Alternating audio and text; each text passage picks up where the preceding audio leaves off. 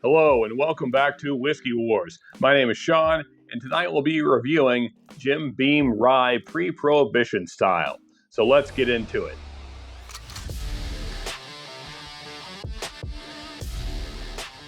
All right, so here is our bottle for this evening, Jim Beam Straight Rye Whiskey, and this is the Pre-Prohibition style, so that means it is 90 proof. This is not the old 80 proof version, which I did not care for that much. I had it a couple times in the past, so hopefully we'll see if they have improved. It's a little more proof, and maybe they've done a little different take in the mash bill.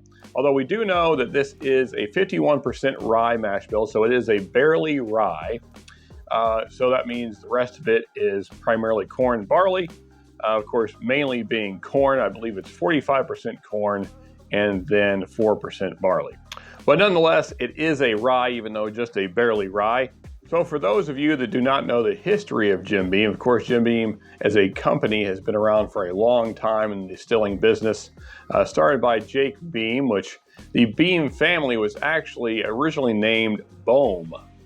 They were a German immigrant, but then they changed their name to Beam to fit more with the American names around them. And then they started a farm, and eventually they, like many farmers, found new ways to make more profit on their corn, and thus became distillers. And Jake Beam kind of led the way in that, and he was one of the first ones in the family to start distilling whiskey. And of course, that the reins have been handed over to many members of the Beam family throughout the generations, and now the No family has pretty much taken over the reins, and that's why we have Bookers and things like that, because of the No's. But nonetheless, back to this bottle, the Jim Beam Rye Pre-Prohibition style. Let's see if there is much difference between this and the 80 proofer. As I said, I was not really blown away by the 80 proof version of this, so I hope that this one is better. As you folks know, I'm not much of a standard Jim Beam, and really anything that with the Jim Beam label on it, I'm usually not a big fan of, but hopefully this is an exception. So let's see, let's go ahead and get into the nose here and see what we can find. So very light, which I find to be very typical of Jim Beam labeled products. Really having to bury my nose in the glass. I don't know if you can see this here. I'm almost letting the whiskey touch my nose and still just getting very faint nosing notes. But I am getting a nice rye spice, kind of like a rye bread in there. Bits of kind of a hay note, a little bit of a grassiness. Kind of very youthful smelling, kind of like a young barrel notes. Like sour oak, lots of char showing through. There are some fruit notes coming through, kind of like an apple, like a very sour apple. Some citrus in there as well. I would say like some lemon, and also some orange. There are hints, of course, your typical bourbon notes like caramel and brown sugar. And then quite a bit of different spices coming through. Maybe some clove, a little bit of cinnamon there, and almost like an allspice in there, or an anise. Yeah, and then just hints of a licorice note maybe on the nose, which you kind of expect that from a rye.